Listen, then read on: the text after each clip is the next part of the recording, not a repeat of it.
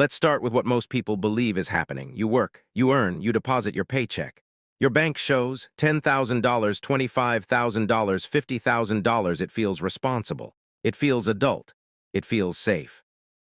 You're not gambling, you're not speculating, you're not doing anything risky. You're doing what you were taught, save your money. And the bank even rewards you for it. A savings account, interest. 0.1%, 0.5%, maybe 1%. It sounds small, but at least it's something, right? Wrong, because the number that matters is not how much interest you earn, it's how much value you lose. Inflation is not complicated, but it is sneaky. Inflation simply means over time money buys less, that's it. The dollar doesn't disappear, it just weakens. 10 years ago, groceries were cheaper, rent was cheaper, gas was cheaper, healthcare was cheaper. Today, everything costs more. But here, that's the key point. Inflation doesn't ask where your money is. It doesn't care if your money is in a checking account, in a savings account, under your mattress. If your money is not growing faster than inflation, you are getting poorer. Even if your balance never goes down, let's make this real. Imagine you have $10,000 in a savings account. Your bank pays you 1% interest. That's $100 per year. Sounds fine. Now let's look at inflation. If inflation is 4%, and historically that's normal, your $10,000 just lost $400 in purchasing power. So what happened?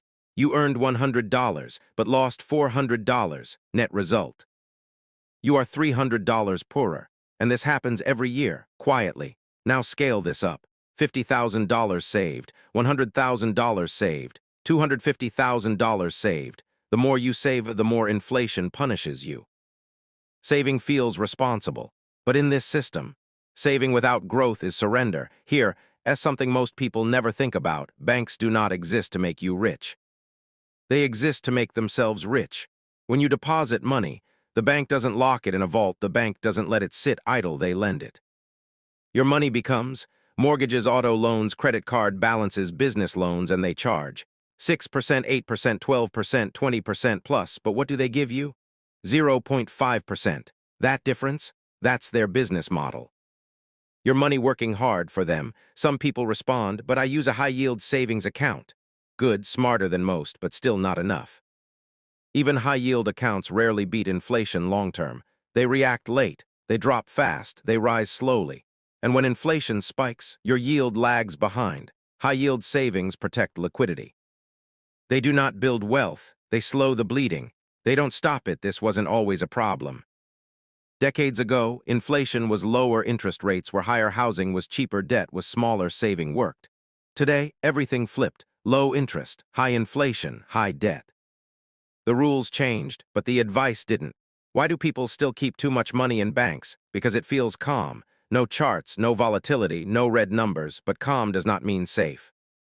It means slow damage. People avoid risk and accept guaranteed loss, because guaranteed loss is quiet. Let us be clear, banks are not useless. Money in a bank should exist for emergency funds, short-term expenses, stability, flexibility, not wealth creation.